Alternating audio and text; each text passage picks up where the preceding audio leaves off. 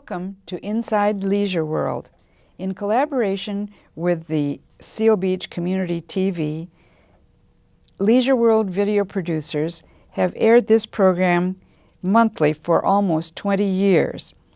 I am Mary Apt, a longtime video producer, and I'm hosting today. I have a guest with me.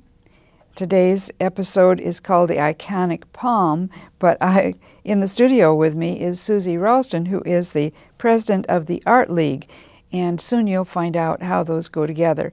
Hi, Susie. Hi, Mary. I'm glad to have you as a guest. Thank you. I'm glad to be here. The Art League has a lot going on. Yes, it does.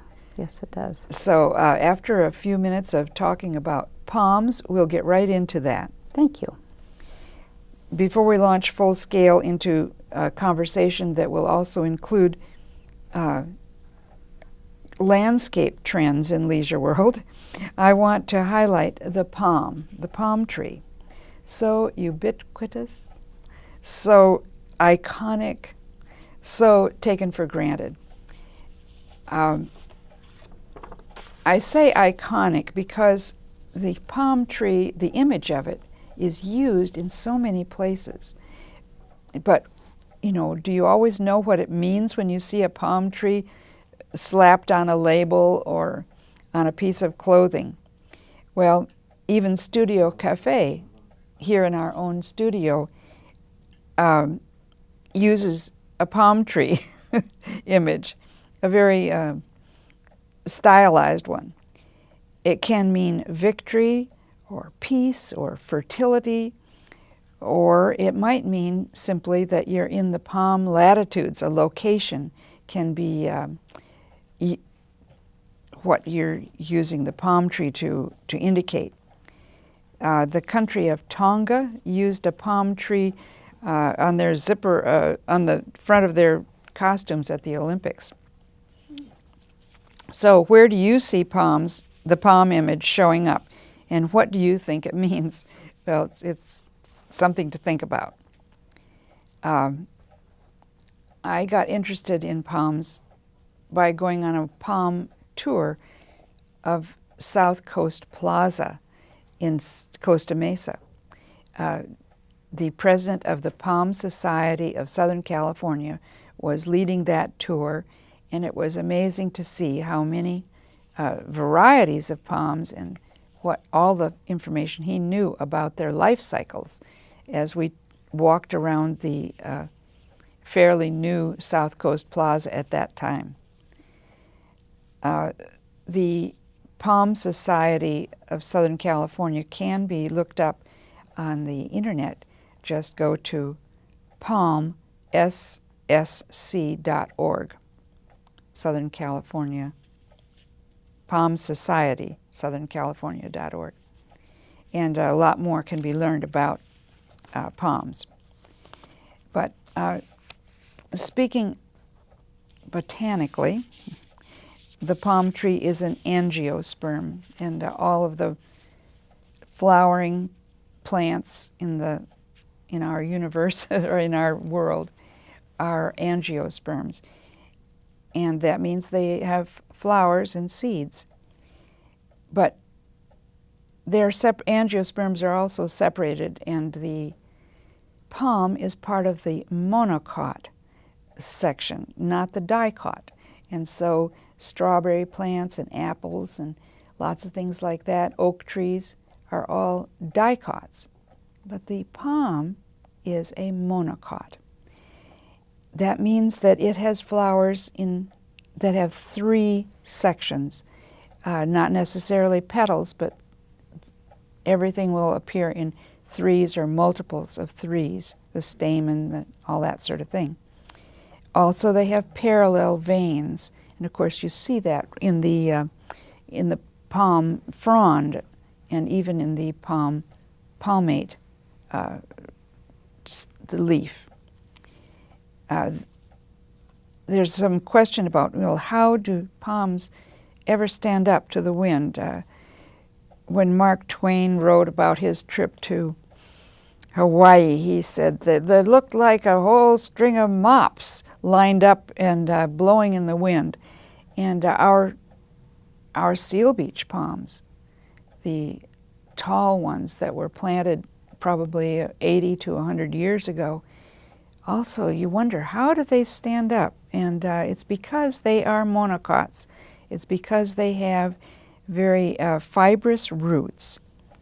And so that means that they, unlike a carrot, they don't send a main taproot down, but they have these very fibrous roots that start from the end of the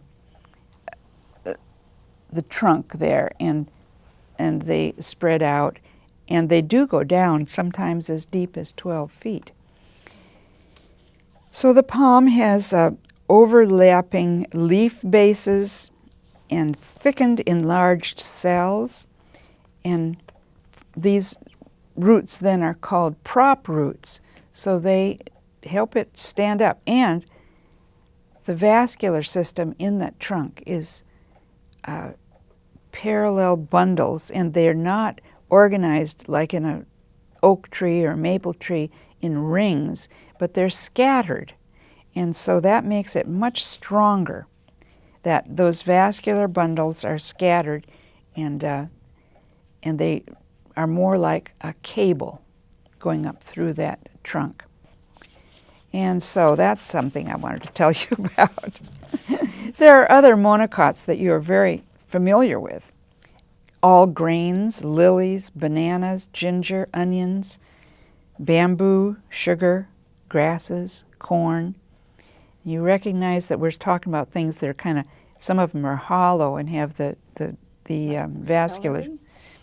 No, I don't think so. But they do have fibrous roots. And there's mixed opinions about where the basil plant, which this was an example of, where it falls in that. We know the familiar names of lots of palms. The queen palm has a special characteristic that it can live in places where the temperature goes as low as 20 degrees. Then there's Sargent's Buccaneer, cabbage palm, sable palmetto, Kunti, I have never heard of that, the Everglades palm, the queen. Now a queen sago, the sago palm is a different matter. The sago palm is an example of a cycad, and there are many of them growing in Leisure World, and they are they're actually a plant with cones, so it's a different type of plant. But there's the thatch palm, indicating its basic use in areas of the world, and the Washingtonian is the one that we see most commonly in around here in Southern California. Southern California has been very active in the International Palm Society and its branch, the Southern California Palm Society of Southern California.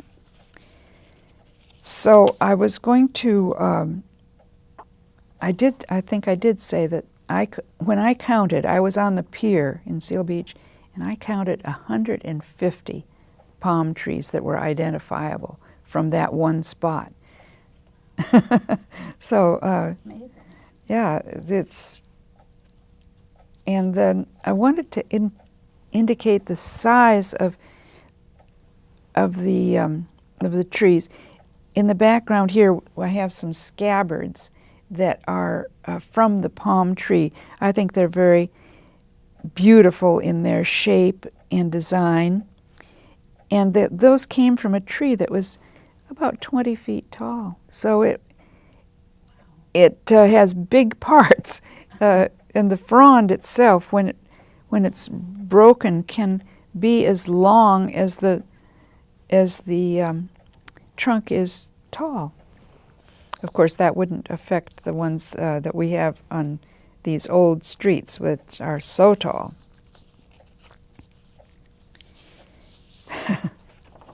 I wanted to,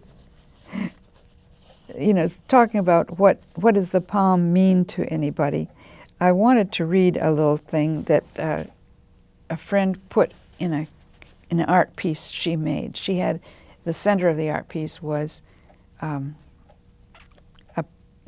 photograph of the palm fronds at the Crystal Court in South Coast Plaza. And the writing was by Jay Gatsby, his Wanderings, Volume 2, that was first put into print in the 1800s, 1885. So we were visiting the Palm Court 100 years later. But here he says, an Arab woman, a native of Abu Sir, went abroad as a children's nurse and remained for 4 years. When she returned, all gathered around to satisfy their curiosity. What did you find there? Is it a fine country? Are all the people rich? Are they happy? She answered, the country was like a garden. The people were all rich. They had fine clothes, fine houses, fine horses, fine carriages, and they were said to be very wise and happy. The audience was filled with envy, and a sense of gloom spread over them as they show the discontent with their own condition. As they were departing with this sentiment, the traveler said, there was one thing missing. What was that? Said the Arabs. She said, there was not a single palm in the whole land. I looked for nothing else the whole while I was away, and I looked in vain.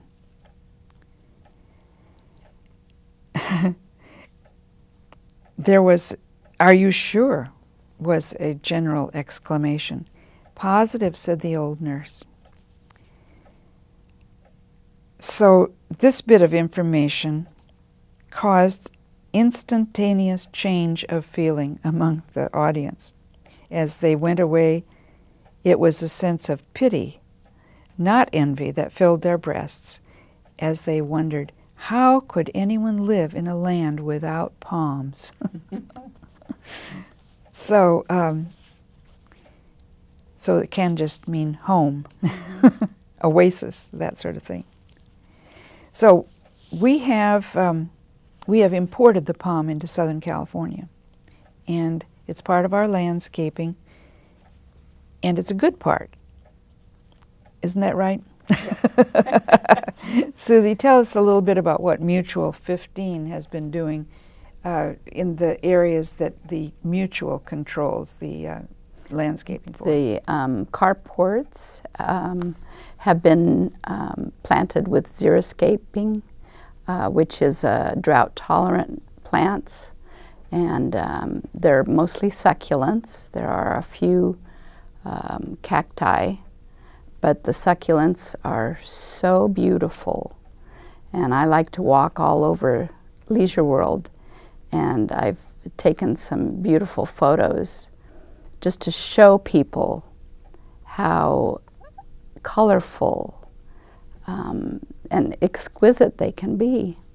And a lot of them, I think, are kind of shaped like the palm at the base. They have the way they grow up. Related in ways. Mm-hmm. The palm, I'm not sure about whether they're monocots or dicots, but I'm not either. The palm is, I say, an associate with the ABC plants. That's aloes, bromeliads, cycads, and succulents. And, very good. Yeah. And these are so dramatically shown to everyone as they pass the ends of those carports on Del Monte as you first enter Leisure World. They're fast growing, and like I said, they're very colorful. Some of them have magenta flowers and bright yellow, and Surprising. crimson leaves. They're just beautiful, beautiful. Well, I'm glad that that's going to be introduced more and more, because the drought in California is calling on us to stop importing what makes us feel at home as Easterners. In other words, maple trees, birch, different kinds of, people wanted to grow lilacs here in Southern California. And, they're not happy. These plants are imports. And even though the palm is an import, it is pretty happy here. And so, and these pygmy palms, I'm not just sure, I call them pygmy palms. They're small palms, not much more different from the size, this size, but a much finer frond. They're able to live below our gutter line, so that they are safe to have in your own garden, not necessarily planted by your mutual in the mutual areas. Mm-hmm. So there's going to be a contest, I guess, to, I don't know just what that's going to be, but in March you're going to find it in the newspaper, something about what's going on with that, and encouragement for that kind of landscaping. Mm-hmm. So I invited you as a mutual 15 person who would know about that special landscaping, but you're also an artist, and artists frequently use natural organic material in their artwork. Mm-hmm. And I have some artwork that has those natural materials here on stage with us. This the mask behind me here, and this one were created by Stephen Cohen, and we're going to feature him as an artist in a program on that we produce in Leisure World. But you have a lot more going on in the Art League that you'd like to talk about. Yes, we do. On March 14th, we'll have Spotlight on the Artist, and our artist that day will be Kate Pedigo, who many of you know. She's wonderful.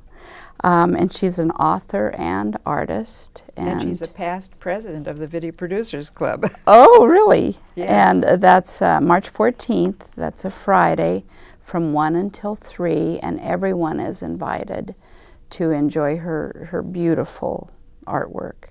She's sort of a Grandma Moses. She's got kind of Sort a of, primitive style, but yes. well, she's got regular things too. And then March 20th, we have a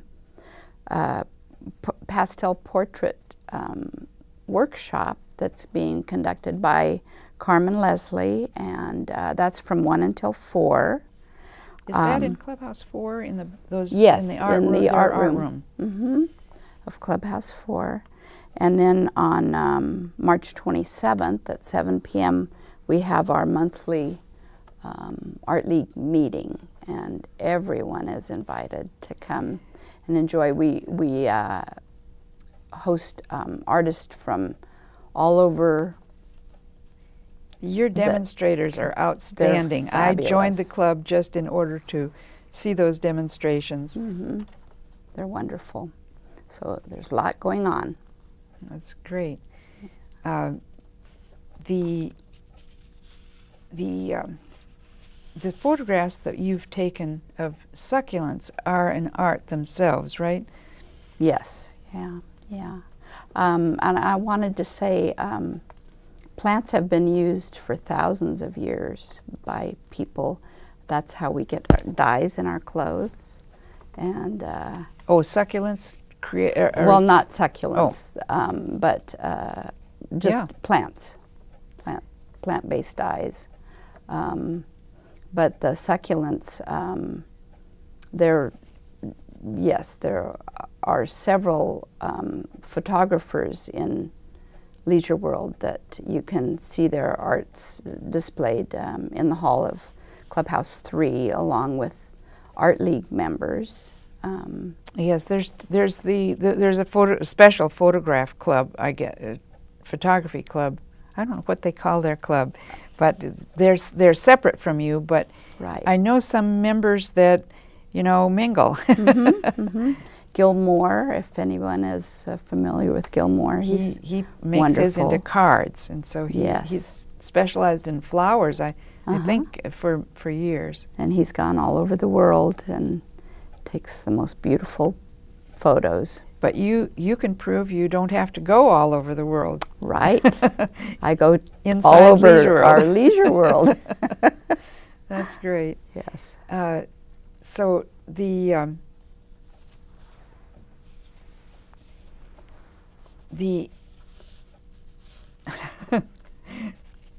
what I wanted to say was, more about palms. Is that although they've been in the Western world, the Arabs gave them up, and we've had them.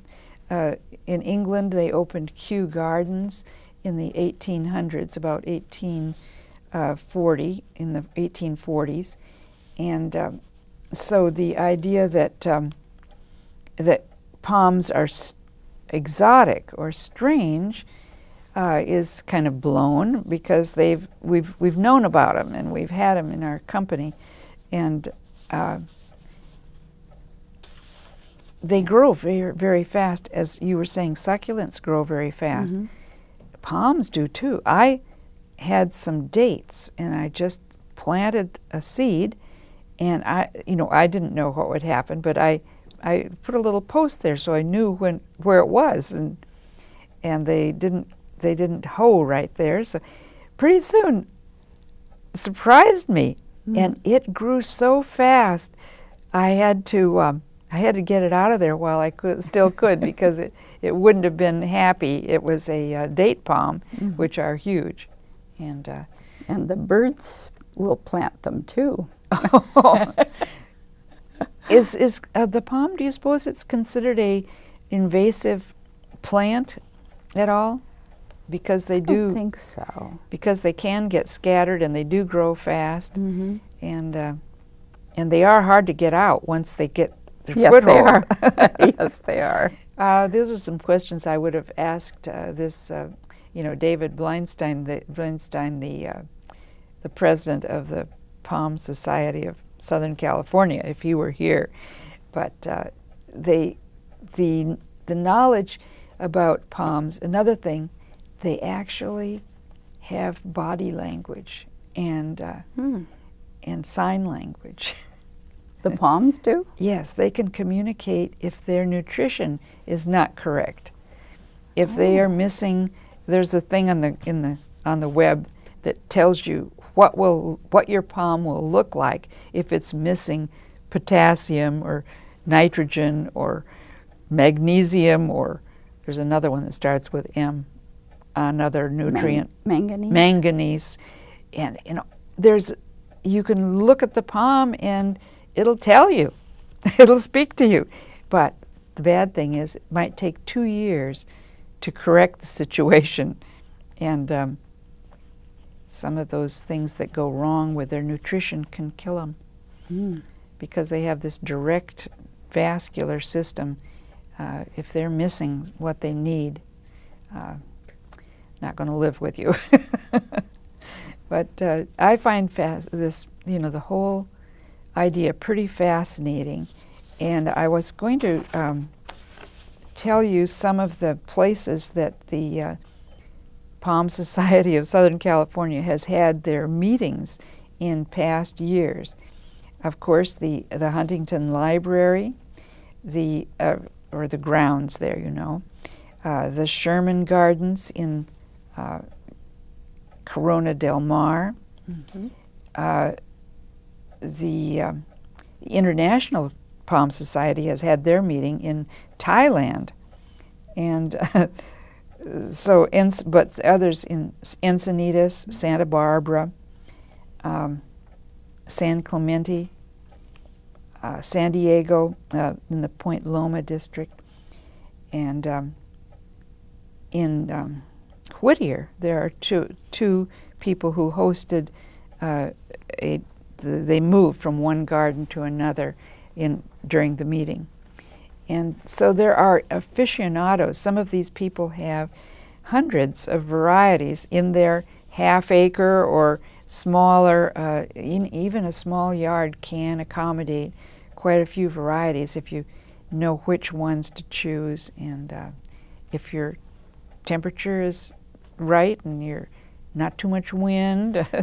Some varieties like to be sheltered a little bit, but there's so much, it's a fascinating subject to me, and there's been some writing about it, and so I'm hoping that more people will, think about this palm tree that turns up all the time and know a little bit more about it. Yes. And I think that we may see more in Leisure World with this trend toward that type of tree that can live with less water.